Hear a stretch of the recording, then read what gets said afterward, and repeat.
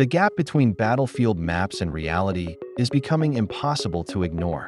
Today, I'll show why some of the most widely cited frontline maps no longer match what's actually happening on the ground, and why that may be shaping political decisions far beyond Ukraine. We'll examine Washington's latest ultimatum to Moscow and ask a simple question. Does the United States still have enough leverage to force anyone into negotiations? We'll also look at why strikes on energy infrastructure are creating unexpected consequences across Central Asia, pushing several Turkic nations into a growing fuel crisis while leaving Azerbaijan unable to help. Then we'll turn to the Middle East, where Iran continues increasing pressure on the United States. Is Donald Trump preparing to back down, following his business instincts? Or is Washington drifting toward another costly regional war that it cannot afford? Finally, we'll connect all of these developments into one larger geopolitical picture, where military operations, energy markets, diplomacy, and global power are becoming inseparable. Let's begin. The fighting remains intense across nearly the entire front. The most active areas are still the Zaporizhia direction, the battles near Sloviansk and Kramatorsk, and the northern sectors of the Kharkiv and Sumy regions. In Zaporizhia, the fog of war remains as thick as ever. There still isn't enough reliable information to answer the key question. Have Russian forces managed to stop the Ukrainian advance threatening their flank and rear? If they succeed, it could reopen the path toward Orikhiv, whose capture would create a direct route toward Zaporizhia itself. For now, the battle is still unfolding. As usual, we'll only know the real outcome after the fighting ends and the battlefield becomes clear. Elsewhere, however, Russian pressure continues to increase. Their advance towards Sloviansk and Kramatorsk is ongoing, while fighting in both the Kharkiv and Sumy regions remains extremely active. According to the source material, the most dangerous situation for Ukraine is developing in eastern Kharkiv Oblast. After capturing Bilyi Kolodias, Russian forces reportedly continued expanding their operations, with the apparent objective of taking a much larger portion of the region. Russia's Ministry of Defense has also announced the capture of another settlement, Bakshiivka, located near Bilyi Kolodias. What makes this especially controversial is the difference between battlefield claims and publicly available mapping. Some popular online maps still show almost the entire area as being under Ukrainian control, even though, according to the source, Russian forces are already operating well inside that territory. That raises an obvious question. Why has the gap between those maps and the situation described by the source become so large?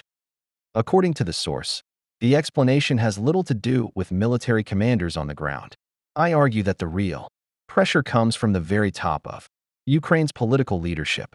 After what I describe as the failure of a 40-day effort to pressure Russia into ending the war, President Zelensky presented another proposal for negotiations. The proposal, delivered through an intermediary, called for freezing the conflict along the current line of contact, stopping long-range strikes on logistics and infrastructure, and then beginning extended peace negotiations. Under this proposal, neither side would formally recognize territorial changes. Instead, the conflict would effectively be frozen while negotiations continued indefinitely. In my assessment, Russia is unlikely to accept such terms unless it suffers a major military defeat. What I find more significant is the timing. According to the source, this proposal appeared shortly after the United States reportedly sent Moscow its own preliminary framework for future peace negotiations between Russia and Ukraine. Earlier, U.S. officials stated that Washington was returning to the diplomatic process. President Trump also publicly suggested that any future peace agreement would require concessions from both Russia and Ukraine, rather than openly confronting Washington again. Zelensky's proposal appears, in my view, to follow the same general framework while presenting Ukraine's own interpretation of how a ceasefire should be implemented. On the surface, both proposals sound similar.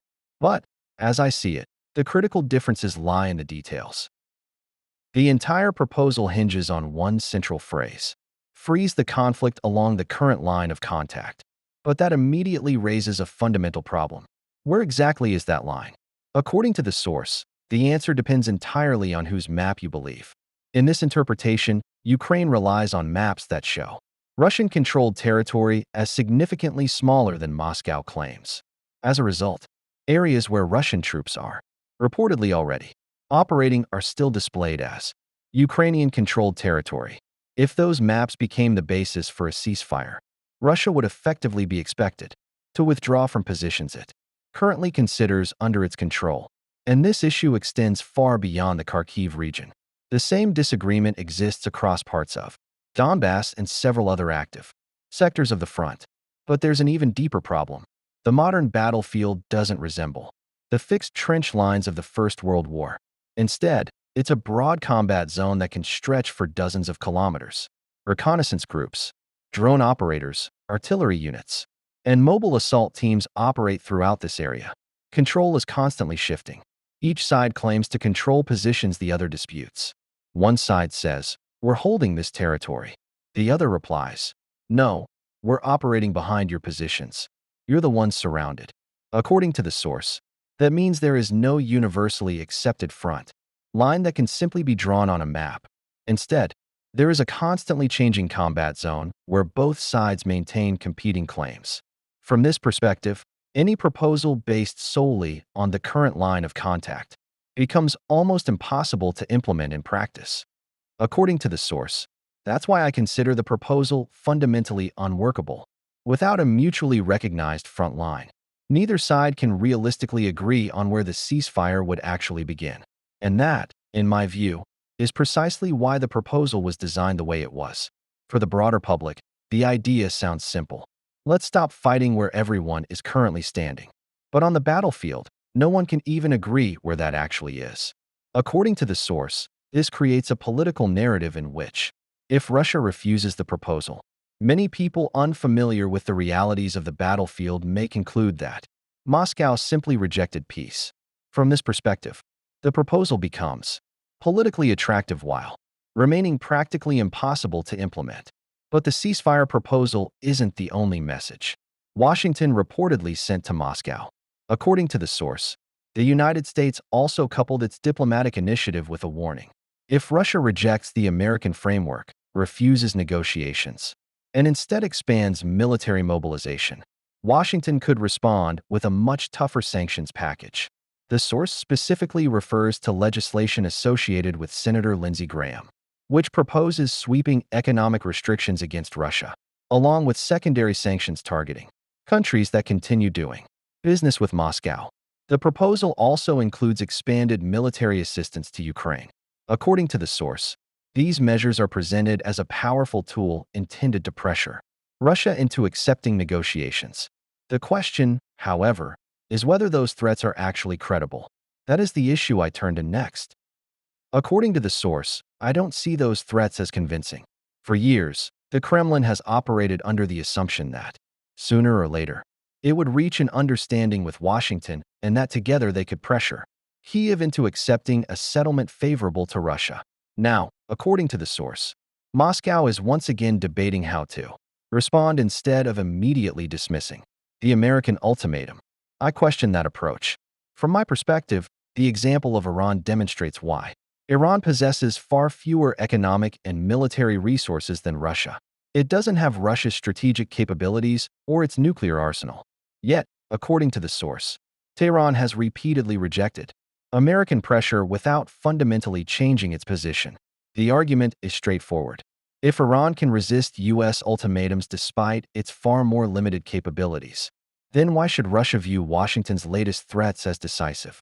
The source also argues that the United States currently lacks the ability to provide Ukraine with the quantity of weapons it would need to dramatically change the battlefield. Washington has made ambitious promises before, but where are those systems now?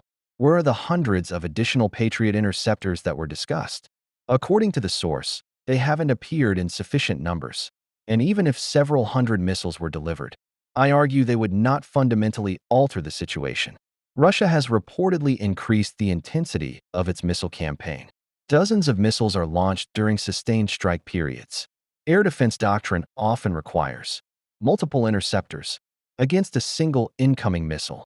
If 2 interceptors are needed for every target, stockpiles can be depleted extremely quickly. According to the source, even several hundred additional interceptors could be consumed in a relatively short period of time under sustained attacks. That leads directly to a larger question. Does Washington actually have enough available inventory to support Ukraine while also meeting its own global military commitments?